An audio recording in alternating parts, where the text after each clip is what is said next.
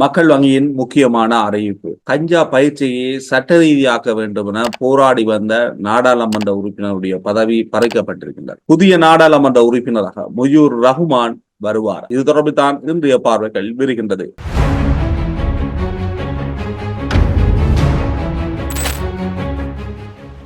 மக்கள் வங்கி முக்கியமான அறிவிப்பொன்றை வெளியிட்டிருக்கின்றது. குறிப்பாக மக்கள் வங்கியில் வேலை வாய்ப்பு இருப்பதாக வெளியாகும் விளம்பரங்களுக்கும் மக்கள் வங்கிக்கும் எவ்வித தொடர்புகளும் கிடையாது. மக்கள் வங்கியின் விளம்பரம் என்ற அடிப்படையில் வெளியீடு செய்யப்படுகின்ற விளம்பரங்களில் முறைகேடுகள், மோசடிகள் இடம்பெறுவதற்கான வாய்ப்புகள் இருக்கின்றது. அவை போலித்தனமான விளம்பரங்கள் என மக்கள் வங்கி தெரிவித்திருக்கின்றது. குறிப்பாக மக்கள் வங்கி தன்னுடைய வேலை வாய்ப்பு தொடர்பில் அல்லது வேறு விடயங்கள் தொடர்பில் விளம்பரங்களை செய்வதாக இருந்தால் மக்கள் வங்கியின் உத்தியோகபூர்வ இணையதளம், உத்தியோகபூர்வ சமூக வலைதள பக்கங்களில் தான் அந்த விளம்பரங்கள் மேற்கொள்ளப்படும். அதுபோன்று உத்தியோகபூர்வமற்ற முறையில் இவ்வாறான விளம்பரங்களை நம்பி ஏமாறாதீர்கள் என்ற அடிப்படையில் முக்கியமான அறிவிப்பொன்றை மக்கள் வங்கி விடுத்திருக்கின்றது. குறிப்பாக உயர்தரத்தில் தேர்ச்சி பெற்ற 18 வயது தொடக்கம் 30 வயது வரையான இளைஞர் யுவதிகளுக்கு மக்கள் வங்கியில் வேலை வாய்ப்பு இருப்பதாகவும் மற்றும் முழுமையான விவரங்களை அறிய கீழே உள்ள இணைப்பை கிளிக் செய்யுங்கள் என்று குறிப்பிட்டு பேங்க் என்ற கமெண்ட் செய்வோருக்கு குறித்த விளம்பரம் வெளிவரும் என போலியான விளம்பரங்கள் வெளியாகின்றது. இந்த விளம்பரத்துக்கும் மக்கள் வங்கிக்கும் எவ்வித தொடர்புகளும் கிடையாது. இத்தகைய மோசடிக்காரர்களின் செயல்களில் சிக்கிக்கொள்ள வேண்டாம் எனவும் மக்கள் வங்கி கேட்டிருக்கின்றது. இரண்டாவது செய்தியாக இன்றைய தினம் உச்ச நீதிமன்றத்தினால் நாடாளுமன்ற உறுப்பினர் பதவி பறிக்கப்பட்டிருக்கின்றது. குறிப்பாக ராஜாங்க அமைச்சராக செயற்பட்டு வந்த டயானா கமகே நாடாளுமன்ற உறுப்பினராக தொடர முடியாது என உச்ச நீதிமன்றம் தீர்ப்பளித்திருக்கின்றது. டயானா கமகே ஐக்கிய மக்கள் சக்தியின் நாடாளுமன்ற உறுப்பினராக தேசிய பட்டியல் மூலம் 2020 ஆண்டு நாடாளுமன்றத்துக்கு தெரிவாகியிருந்தார். எனினும் இவர் பிரித்தானியாவின் குடியுரிமையை பெற்ற ஒருவர். குறிப்பாக இவருக்கு இரட்டை குடியுரிமை இருக்கின்றது என்று கூறப்படுகிறது. இலங்கையில் 19வது அரசியலமைப்பு திருத்தத்தின் ஊடாக இரட்டை குடியுரிமை கொண்டவர்கள் நாடாளுமன்றத்துக்கு தெரிவு செய்ய முடியாது என்ற ஒரு நிலைமை இருந்தது. எனினும் 20வது திருத்தத்தில் நாடாளுமன்றத்துக்கு இரட்டை குடியுரிமை கொண்டவர்கள் வர முடியும் என்ற நிலைப்பாடு மாற்றப்பட்டது. குறிப்பாக பசில் ராயபக்ச தேசிய பட்டியலின் ஊடாக இரட்டை குடியுரிமையை கொண்டிருந்தும் நாடாளுமன்ற உறுப்பினராக வந்திருந்தார். ஆனால்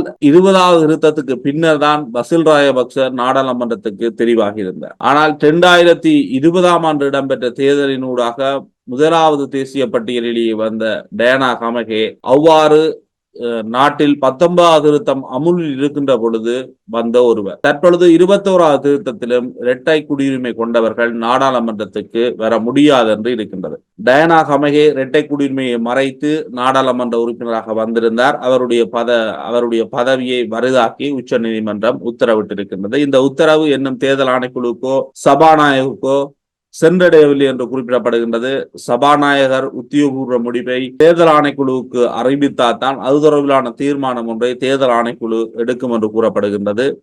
டயானா கமகே ஒரு சர்ச்சைக்குரிய ராஜாங்க அமைச்சராக செயற்பட்டிருந்தார். குறிப்பாக இரவு கேளிக்கை விடுதிகள் மற்றும் மதுபான சாலைகளின் நேரத்தை மாற்ற வேண்டும், கஞ்சா பயிற்சியை சட்ட ரீதியாக மாற்றி அந்நிய செலவாணியை உழைக்க வேண்டும் என பல்வேறு வித்தியாசமான விடயங்களை முன்வைத்து இதனூடாக நாட்டின் தேசிய வருமானத்தை அதிகரிக்கலாம் போன்ற விடயங்களை தொடர்ச்சியாக பேசி வந்தவர். எனினும் அவருக்கு எதிராக பல்வேறு நபர்கள் தங்களுடைய கருத்துக்களை தொடர்ச்சியாக முன்வைத்து வந்திருந்தார்கள். எனினும் அவருடைய நாடாளுமன்ற உறுப்பினர் இன்றைய தினம் உச்ச நீதிமன்றத்தினால் இல்லாமல் செய்யப்பட்டிருக்கின்றது.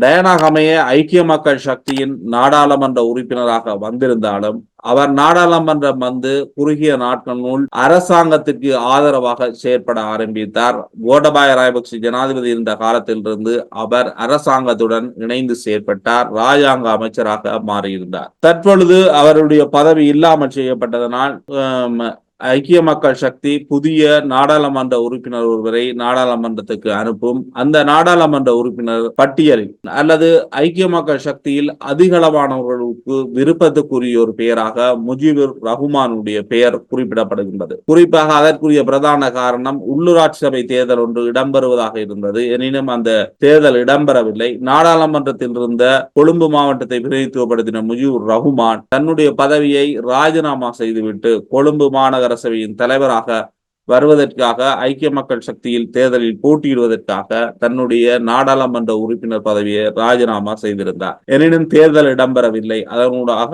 அவர் தேர்தலில் போட்டியிட்டு மாநகர சபையின் முதல்வராகவும் மாநகர சபை உறுப்பினராகவும் வரவும் முடியவில்லை. அதே நேரம் நாடாளுமன்ற உறுப்பினராக இருக்கவும் முடியவில்லை.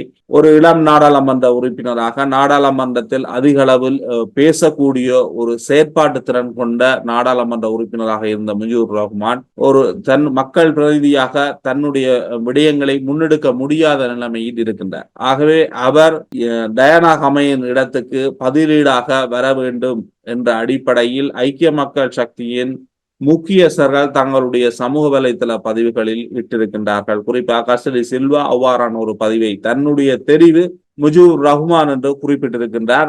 அதிகபட்சம் ஐக்கிய மக்கள் சக்தி உத்தியோகபூர்வமாக ஒரு முடிவை எடுக்கவில்லை. எனினும் உத்தியோகபூர்வ முடிவாக முஜிபுர் ரஹ்மான் இருப்பதற்கு அதிக அளவு வாய்ப்புகள் இருக்கின்றது. ஆகவே நாடாளுமன்ற உறுப்பினராக இன்னும் நாடாளுமன்றத்துக்கு ஒரு குறிப்பிட்ட காலம் இருக்கின்றது. எதிர்வரும் 15ஆம் தேதி நாடாளுமன்றம் கலைக்கப்பட இருக்கின்றது போன்ற பல்வேறு செய்திகள் வெளிவருகின்ற இத்தருணத்தில் முஜிபுர் ரஹ்மான் நாடாளுமன்ற உறுப்பினராக வருவதற்கு அதிக அளவு வாய்ப்புகள் இருக்கின்றது. இன்னும் ஒரு பார்வையில் சந்திக்கின்றேன். நன்றி, வணக்கம்.